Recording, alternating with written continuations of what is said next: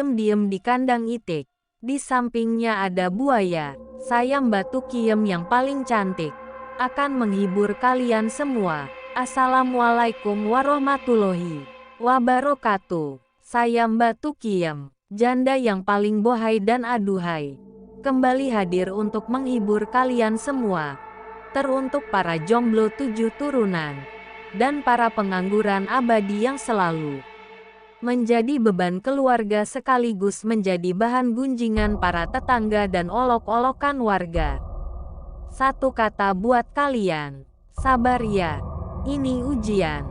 Sebelum kalian mendengarkan cerita, jangan lupa, pakai handsfree, matikan lampu, pejamkan mata, agar kalian bisa merasakan sensasi horornya.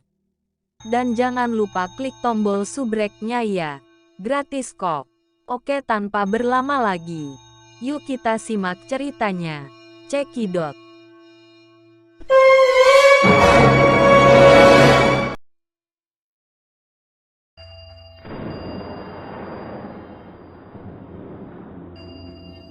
Malam terasa sunyi dan sepi, karena malam ini merupakan malam Jumat Kliwon, di mana para warga ketika maghrib sudah harus di dalam rumah dan tidak ada yang berani keluar.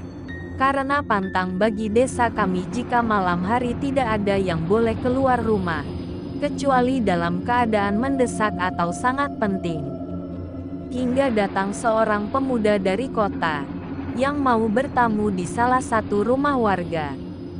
Yanto, ini aku Adnan. Aku sudah berapa di depan gang masuk desamu. Tak berselang lama pun Yanto membalas pesan dari Adnan. Ngapain kesini malam-malam? Kalau besok aja gimana main kesini ya? Ah tanggung. Udah sampai sini juga. Tunggu ya. Aku udah mau masuk gang rumah kamu. Hingga saat melewati gang ke rumah temannya itu, Adnan merasakan bulu kuduk merinding. Seperti ada yang sedang mengawasinya. Saat melewati pohon pisang, Adnan merasa seperti kejatuhan sesuatu yang mengenai punggungnya. Kemudian Adnan seperti merasakan bau amis dan busuk yang sangat menyengat. Adnan mencoba untuk tetap tenang dan berjalan lebih cepat, agar cepat sampai rumah temannya. Tapi seolah ada yang menyasarkan jalan sehingga malah sampai di depan kuburan. Saat merasa ada yang mencolek tangannya, Adnan menoleh dan tiba-tiba, "Kakam, Musesi, siapa?" tanyanya ketika ada seseorang tiba-tiba ada di belakangnya. Orang itu masih diam saja, sampai saat Yanto menyentuh tangan orang yang ada di depannya. Tangan itu tiba-tiba putus dan darahnya mengalir begitu banyak. Adnan yang ketakutan pun langsung lari sambil teriak, tuh tolong." Setelah Adnan berlari cukup jauh dan merasa aman, kemudian dia duduk di pohon pisang yang dilihatnya waktu datang tadi. Entah mengapa pohon pisang itu seperti bergerak. Adnan yang merasa tidak nyaman pun langsung menoleh. Dan muncullah sesosok yang putih tinggi dan menyeramkan. Mukanya yang membusuk dan penuh belatung. Adnan yang terlalu panik dan ketakutan pun langsung berdiri dan berlari kocar-kacir. Sosok di belakang tadi pun masih ada dan ternyata mengikuti kemana Adnan pergi. Adnan yang ketakutan pun menjadi pingsan. Dan saat membuka mata udah banyak orang yang mengerumuni dirinya. Orang-orang pun menatap aneh kepada Adnan karena dia tidur di dekat lampu merah. "Kenapa saya di sini?" tanya Adnan kepada orang-orang. "Kamu yang ngapain deh? Tidur di sini?" Jelas seorang bapak-bapak parubaya dengan dianggukin beberapa para orang yang ada di sana. Adnan yang merasa bingung juga kenapa bisa sampai di sini pun mulai mengingat kejadian tadi malam yang dialaminya. Tabrak lari. Semenjak kejadian semalam, Adnan sering diam dan ngalamun. Adnan juga sering ingat kejadian yang dialaminya. Setelah mengalami kejadian menyeramkan itu Adnan merasa sering selalu ada yang mengawasi. Terkadang Adnan melihat sesosok putih tinggi di jendela kamarnya. Sosok itu seolah selalu menghantuinya. Beberapa hari Adnan gak masuk kuliah. Dan hari ini dia baru mulai untuk masuk kuliah lagi. Yanto yang melihat Adnan sedang duduk di taman bersama temannya yang bernama Bastian pun menghampiri. Bro, kemana aja? Udah beberapa hari gak masuk kuliah. Lagi gak enak badan aja, jawabnya. Oh iya, kenapa waktu itu kamu gak jadi ke rumah gua? Karena memang Adnan gak datang padahal Yanto udah menunggunya. Gak apa-apa, Yanto merasa ada yang aneh dengan temanya itu. Terlihat dari wajahnya yang langsung pucat dan gugup. Seperti ada sesuatu yang disembunyikan. Lu gak apa-apa kan? Iya. Lu gak apa-apa kan?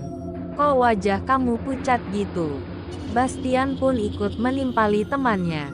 Karena merasa ada yang aneh dari temannya itu. Gua gak apa-apa kok. Udah yuk. Bentar lagi ada kelas. Akhirnya mereka pun pergi. Dan sampai di kelas Adnan tiba-tiba dihampiri oleh Cindy. Adnan pun merasa heran sebab dia tak pernah dekat sama Cindy. Ketemu pun tidak pernah saling menyapa. Hai, Nan, sapa Cindy dengan senyum manisnya. Nanti pulang bareng yuk. Kedua teman Adnan pun saling pandang dengan sikap Cindy. Karena memang tidak seperti biasanya. Adnan yang tak enak dengan ajakan Cindy pun mau untuk pulang bersama. Singkat cerita jam mata kuliah pun selesai. Adnan juga Cindy juga sudah berjalan meninggalkan kampus. Adnan pun kaget karena Cindy tiba-tiba menangis. Lu kenapa? Gak apa-apa kan Sin? Kok tiba-tiba nangis gitu? Karena memang Adnan merasa heran dengan Cindy. Gak kok, gak apa-apa. Aku hanya kangen sama ayah. Jawab Cindy dengan wajah yang begitu sedih. Ya udah kita pulang yuk. Biar kamu cepat ketemu bapak kamu. Bapak aku sudah meninggal. Ditabrak sama orang yang tidak bertanggung jawab. Saat hendak mau menyeberang jalan di desa Dek, Adnan pun mengingat kejadian beberapa hari yang lalu. Saat dia pergi menggunakan motor. Waktu itu dia sedang mengendarai motor dengan cepat. Kemudian saat sampai belokan tiba-tiba ada seorang bapak-bapak yang hendak mau menyeberang. Bapak itu akhirnya tertabrak. Adnan yang shock dan takut ada yang melihat kejadiannya pun memilih kabur. Tanpa mau melihat kondisi bapak yang ditabraknya. Adnan pun menjadi panik dengan apa yang diceritakan barusan dengan Cindy. Adnan berpikir apa jangan-jangan bapak itu. Gak mungkin kan? Kalau yang aku tabrak waktu itu bapaknya Cindy. Begitu pikir Adnan. Tapi kenapa bisa kebetulan seperti ini? Tempatnya juga sama. Karena Adnan masih bingung dengan teka-teki orang yang ditabraknya. Adnan pun akhirnya berinisiatif untuk menggorek informasi dari Cindy itu.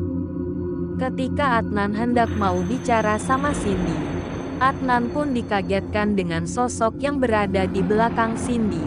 Sosok yang menyeramkan. Matanya yang besar seperti melototi dirinya. Adnan pun semakin merinding. Wajah Adnan begitu tampak pucat. Tetapi dia mencoba setengah mungkin karena ada Cindy bersamanya. Coba. Gak ada Cindy. Udah lari dari tadi aku. Begitu batin Adnan. Sosok itu terus melototi Adnan seolah ingin meminta pertanggungjawaban darinya. Sosok putih tinggi seperti lontong itu seperti terus mendekat dan itu membuat wajah Adnan semakin pucat. Dan keringat pun sudah menetes begitu banyak. Cindy yang merasa heran dengan temanya pun merasa kebingungan. Wajah Adnan begitu tampak pucat ketika melihat di belakang Cindy. Padahal ketika Cindy menoleh tidak ada orang lain selain dirinya dengan Adnan. Nan, lu gak apa-apa? Kok pucat? Lu liatin apa sih? Di belakang aku kan gak ada orang. Kenapa lu ngeliatinnya sampai begitu? Begitu pertanyaan dari Cindy yang tidak dijawab sama sekali dengan Adnan. Justru dia malah pergi. Sorry, kita gak jadi pulang bareng. Hanya itu yang bisa Adnan katakan sambil berlalu meninggalkan Cindy sendirian di jalan. Asteris asteris asteris asteris. Hari menjelang malam. Adnan pun mulai gelisah sebab dia hanya di rumah sendirian. Karena memang kedua orang tuanya selalu berada di luar kota. Adnan merasakan bulu kuduknya mulai merinding. Seperti ada yang datang menghampiri. Hingga terdengar sebuah ketukan dari arah jendela kamarnya. Tok tok tok. Adnan masih diam di tempat. Karena takut kalau dibuka muncul sesuatu yang menakutkan. Tok tok tok. Suara itu terdengar lagi. Tok tok tok. Sekarang suara itu malah semakin keras.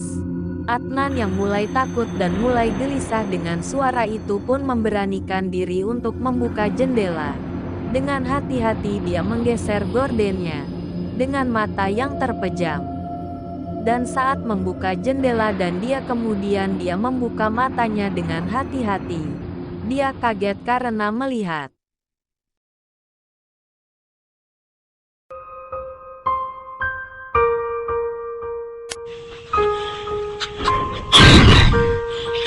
걸려졌으나